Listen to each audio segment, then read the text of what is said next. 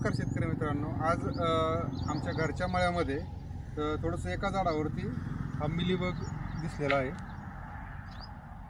उष्णता वाढल्यामुळं पावसानंतर जमिनीतील मिलीबग वरती आला, शिवाय थोडंसं उष्णता वाढल्यामुळं हे मावा पण थोडा दिसायला लागलेला आहे, थोडा मावा आणि किडी। यासाठी आज आम्ही आपलं इकॉन बी केअर एकत्र घेतलेले आहे, 2 ml आणि स्टिकॉन घेतलेले आहे एकत्रित। आज फवारणी घेतोय। आजची तारीख आहे 8/8/2024, ऑगस्ट महिना चालू आहे। तर नक्कीच आपण पाहू 2-3 दिवसामध्ये काय बदल होतात या ठिकाणी। ओके, धन्यवाद।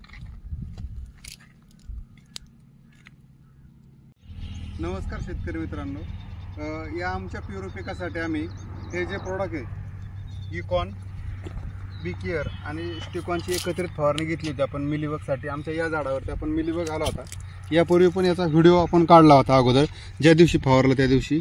आपण पाहू शकतो पूर्णपणे मिलीबग वाळून गेलेला आहे, कुठेही राहिलेला नाही आहे, बरोबर, पूर्ण वाळून गेलेला आहे, कुठेही जिवंत नाही, काळा पडून पूर्ण म्हणजे काहीच राहिलेलं नाही आहे, हे पूर्ण कंट्रोल झालं आहे। त्याचबरोबर आपण थोडासा मावा आणि थ्रिप्स पण आला होता या पानावरती, इथं सुद्धा कुठेही राहिलेलं नाही, एक सुद्धा थ्रिप्स किंवा